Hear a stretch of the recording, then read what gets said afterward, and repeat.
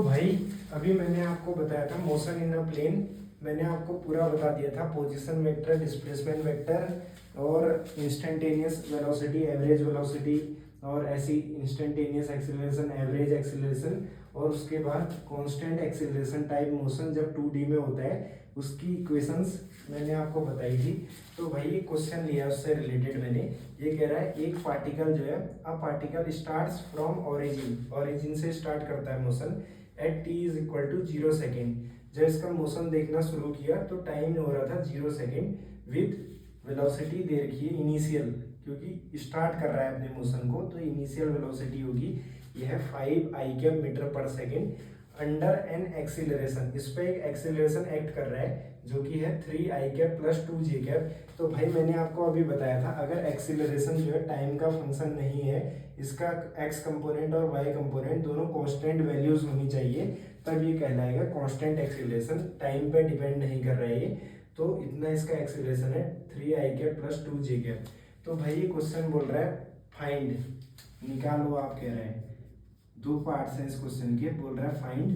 पहला है Y coordinate बताओ पार्टिकल का जब उसका एक्स कोऑर्डिनेट है 84 मीटर।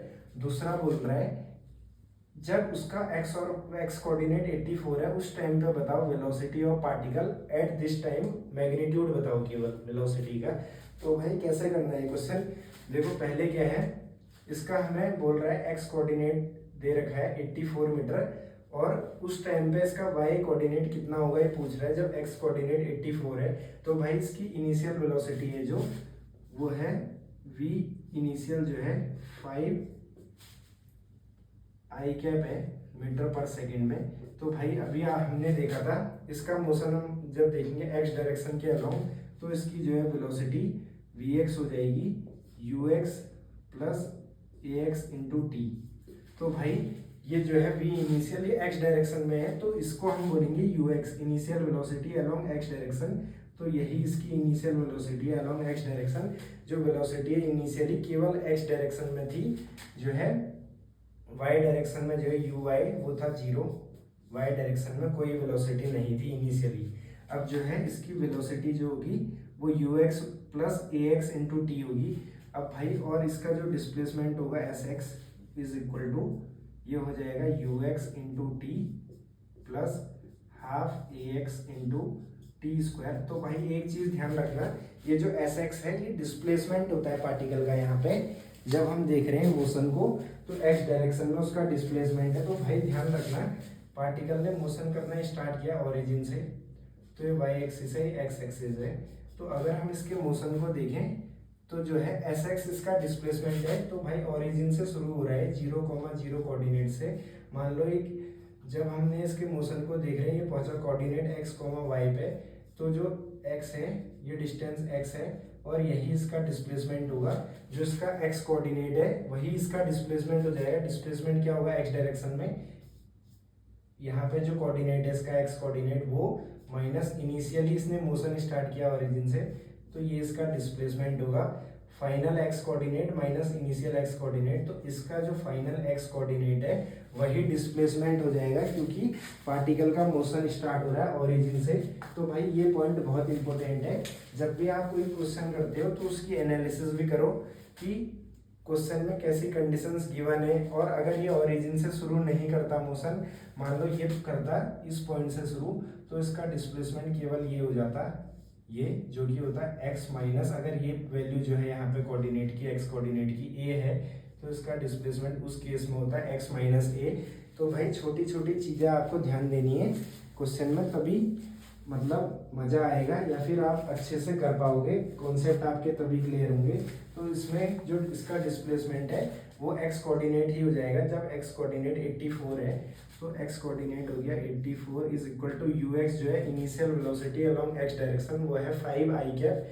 तो यहाँ पे खाली इसकी वैल्यू रखेंगे हम, 5 है तो 5t प्लस हाफ। अब देखो भाई ax बोल रहा है एक्सीलरेशन का x कंपोनेंट जो कि है 3 आई कैप, तो ये 3 हो जाएगी ax की वैल्यू, तो ये हो जाएगा 1/2 इंटू 3t स्क्वायर। तो भाई जब हम इसको एलसीएम लेंगे तो ये हो जाएगा 3t square plus 10t, 84 into 2 करोगे तो ये बन जाएगा 168। तो ये इक्वेशन बन गई 168 इज इक्वल टू 0, जो कि टी के टर्म्स में है। तो भाई इसको हम सॉल्व करेंगे। अब इसको हमें करना होगा फैक्टराइज, तो इसको फैक्टराइज करेंगे हम।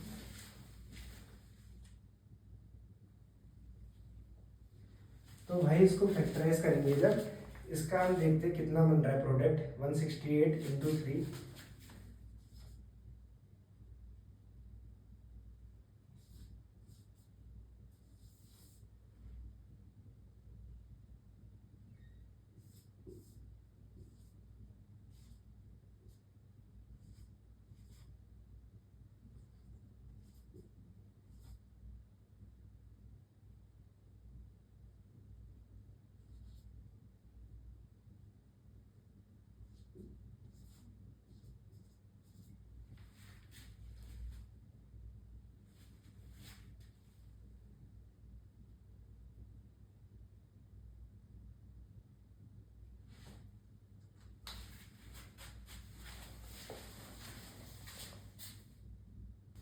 तो दोस्तों इस इक्वेशन को जब हम फैक्टराइज करेंगे, इसके फैक्टर्स आएंगे यहाँ पे 28 और 18। तो ये हो जाएगा 28t minus 18t minus 168 is equal to 0।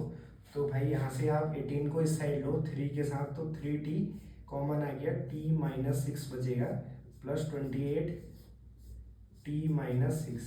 तो भाई यहाँ से t की वैल्यू जो है, इसके दो फैक्टर आ गए, 3t प्लस 28 और दूसरा आ गया t minus 6 is equal to 0। इस फैक्टर से आप निकालोगे t की वैल्यू तो नेगेटिव आएगी, क्योंकि टाइम नेगेटिव नहीं हो सकता। तो t की जो असली वैल्यू है t is equal to 6 second आ जाएगी।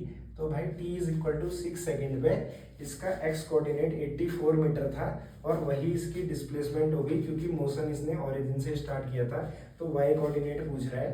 तो भाई अब हम क्या करेंगे, y कोऑर्डिनेट निकालना है।